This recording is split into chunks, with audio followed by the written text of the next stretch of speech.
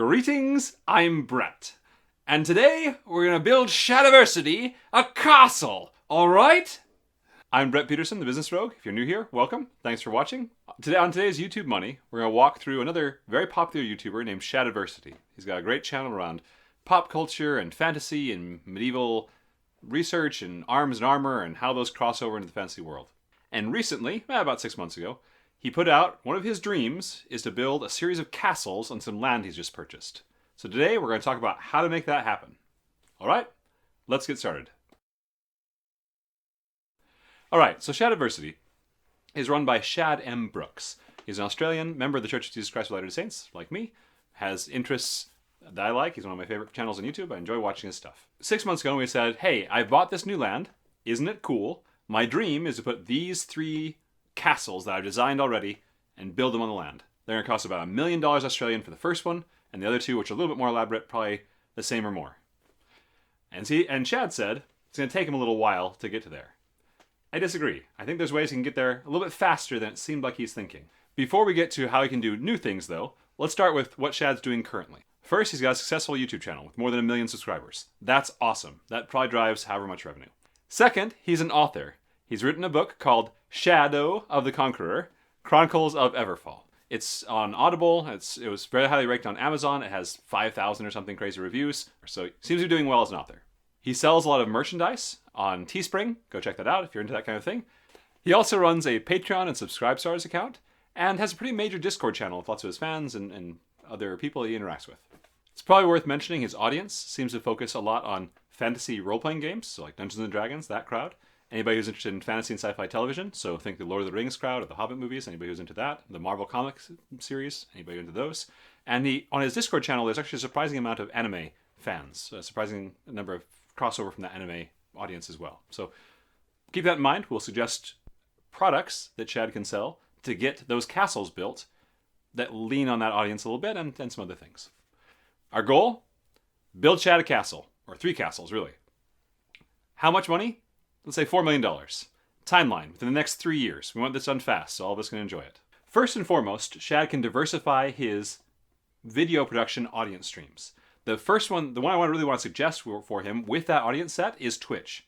Shad already does another YouTube channel called Game Night where he plays games, but it still seems to be focused on YouTube, right? But the subscription revenues from Twitch are generally speaking a lot higher. And with Shad's current audience base, he could probably get a lot of subscribers on Twitch who'd be paying him a lot more per month than he may be making from them on YouTube ad revenue.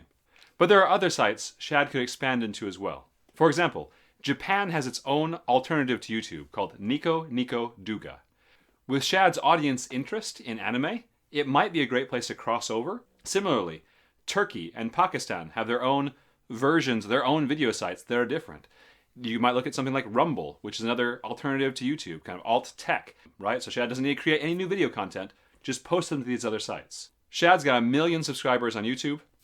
Let's say he can bring over 1,000 of them even to Twitch, right? At Twitch, if I remember correctly, people pay $5 per month as a part of the subscription. So $180,000 over the 3-year period. Second, Shad's an author.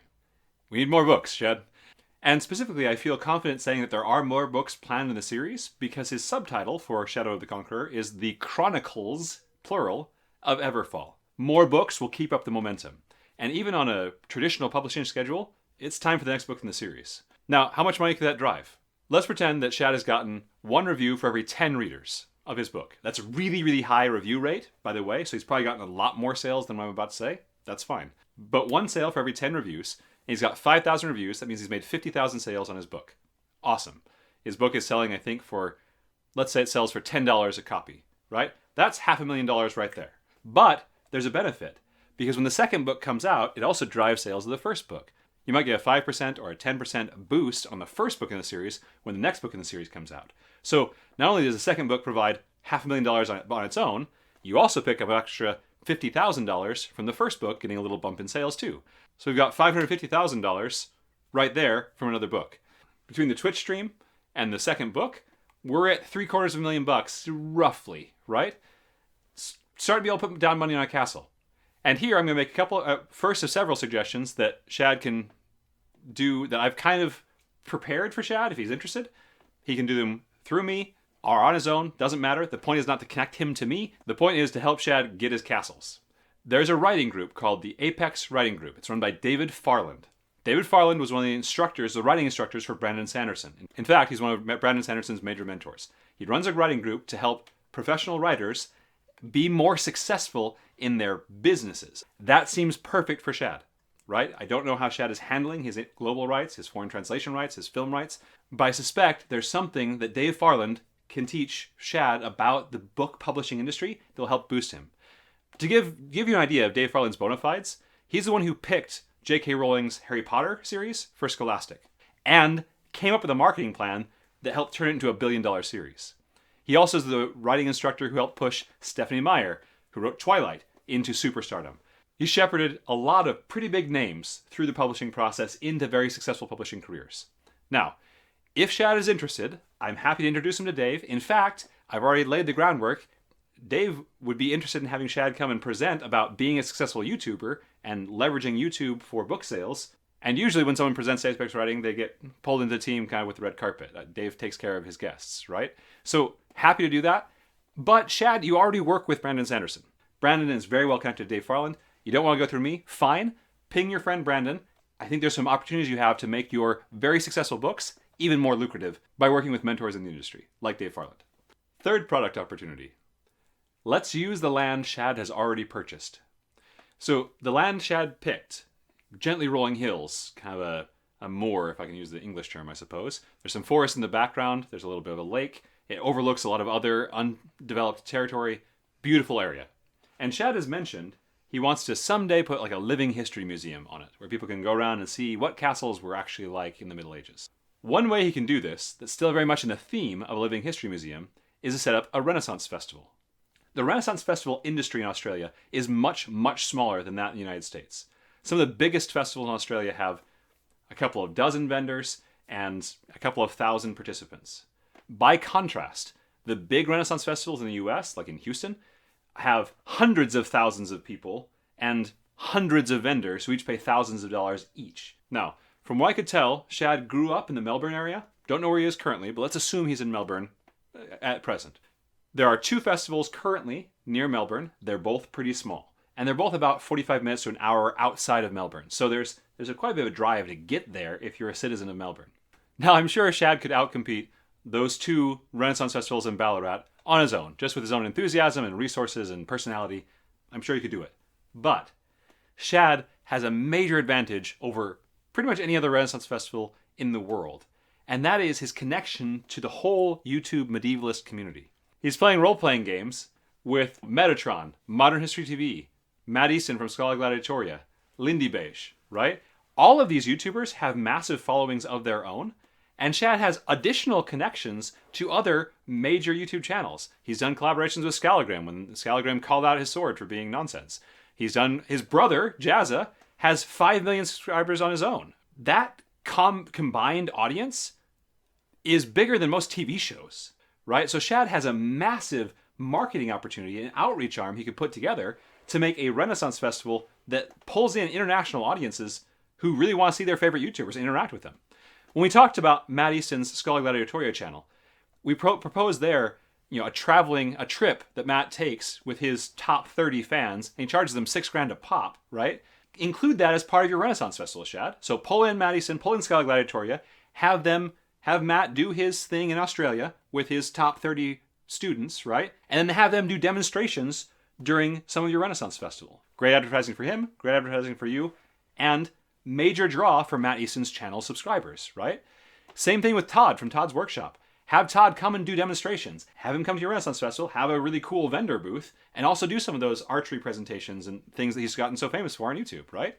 Scalagram just recently did a video about the Forge and Fire Will It Keel thing, right? Have Scalagram come over from Canada and do a Forge and Fire segment where he can walk people through and test the weapons and give feedback, right? Run a competition like Forge and Fire at your Renaissance Festival. A mid-sized festival in the United States, like the Kansas City Renaissance Festival, runs for 8 or 10 weekends, right? You can do the same thing in Australia, especially if you have, themed star weekends where you have another YouTuber come in and do a big splash with their thing. So again, Scalagram, do his Forge and Fire sword demonstrations. lead up to that with blacksmithing competitions that go all the way up through it. A mid-sized Renaissance festival in the United States, like the Kansas City Festival, charges $10 for children and $20 for adults in advance, $15 and $25 per person at the door, right? So your average price, call it $20. They get almost 200,000 patrons per year. $20 at 200,000 patrons is $4 million. Even if you shave off a quarter of it or more for the other YouTubers, even if you have to pay for their airline tickets and the hotel stays for your other YouTube friends, that's a boatload of money, but it gets better from there. That's just the patrons. Part of the cycle of Renaissance festivals is you have patrons who show up, and then you have vendors who show up to sell to patrons. And the better the vendors are, the next year more patrons show up because they want to go buy from those cool vendors who are selling chainmail and swords. Usually you have to take a couple of years to build up to that. But with Shad, with your outreach, you can have that build up before your first year. So that for your first year, you have 250 vendors. And again, that's a mid-sized festival in the United States, right? Getting 250 vendors, totally doable, especially if you're planning it 2 years out. Now, those vendors have to believe there'll be enough of an audience there in Australia to make it worth their while. But if Kansas City can pull in that kind of number, so can Melbourne. Those vendors pay $1,200 per vendor to be a vendor at the Renaissance Festival in Kansas City. That's another $300,000 right there that you add on to your thing. Remember the $700,000 we made earlier with the book and the Twitch streams? Add the $300,000, there's your first $1 million for the first castle. You got another $3 million for the Renaissance Festival. You can build the other 2 castles as well, even if they're a little bit more elaborate. But we can take it further. Australia has a hidden gem in its film industry. That was one of the things we saw in the Hobbit movies and the Lord of the Rings movies. People talking about how wonderful and how professional the Australian and New Zealand film industries were, right? You got a workshop there doing props, pull them in.